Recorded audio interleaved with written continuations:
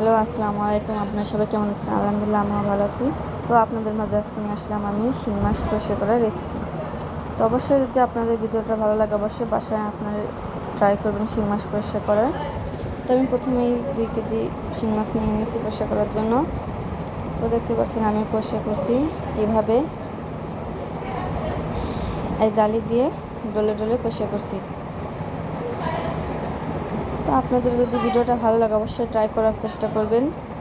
অনেকেই আছে মাগুর মাছ পরিষ্কার, শিং মাছ পরিষ্কার করার জন্য অনেকেই আছে খেতে চায়, খেতে পারে না। তো অবশ্যই আমাদের ভিডিওটা দেখে পরিষ্কার করার ট্রাই করবেন আপনারা বাসায়। তো আপনারা যেভাবে পরিষ্কার করেন, আমরা এটা এটা দিয়েই পরিষ্কার করি, এভাবেই পরিষ্কার করি আমরা। পেঁপের চোকলা দিয়েও আপনারা পরিষ্কার করতে পারেন, আবার এভাবেও পরিষ্কার করতে পারেন। তবে আমাদের কাছে এভাবেই ভালো মনে হয়েছে, তাই আমরা এভাবেই পরিষ্কার করছি। তো এই যে দেখতে পাচ্ছেন দুইটা আমরা দেখাইলাম আর কি।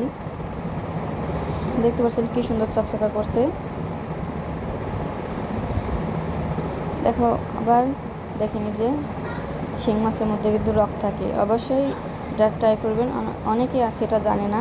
তবে দেখুন, আমি আপনাদেরকে দেখিয়ে দেব যে রকটা থাকে, সেই রকটা কিভাবে কাটতে হয়।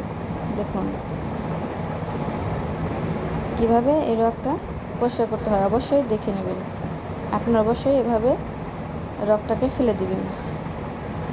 রকটা থাকলে খেতেও ভালো লাগে না। তো অবশ্যই আপনারা এভাবে ট্রাই করবেন কেটে নেওয়ার, রকটাকে ফেলে দেওয়ার জন্য। তো দেখতে পাচ্ছেন আমার হয়ে গেছে কাটা। এই যে দেখতে পাচ্ছেন, এখন আমি মাছটাকে ধুয়ে নেব। দেখুন কিভাবে কত সুন্দর পরিষ্কার হয়ে গেছে, সাদা ধবধবে করছে।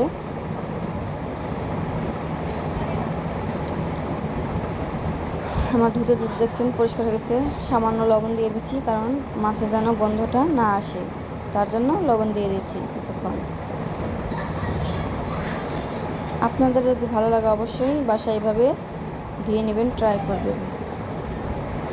আর আমাদের ভিডিওটা যদি অবশ্যই ভালো লাগে আপনাদের, অবশ্যই সাবস্ক্রাইব করবেন। আমাদের চ্যানেলটা নতুন, অবশ্যই আপনারা সাবস্ক্রাইব করবেন। অবশ্যই আমাদের পাশে থাকবেন, লাইক করবেন, কমেন্ট করবেন, সাবস্ক্রাইব করবেন। অবশ্যই আমাদের ভিডিওটা সাবস্ক্রাইব করবেন, আমাদের চ্যানেলটা নতুন। আপনাদের যদি ভালো লাগে অবশ্যই এভাবে পরিষ্কার করার ট্রাই করবেন। দেখুন কত সুন্দর হয়ে গেছে, কত পরিষ্কার দেখাচ্ছে মাছটাকে, কত সুন্দর করে ধুয়েছি আমরা। অবশ্যই আমাদের পাশে থাকবেন। আলহামদুলিল্লাহ।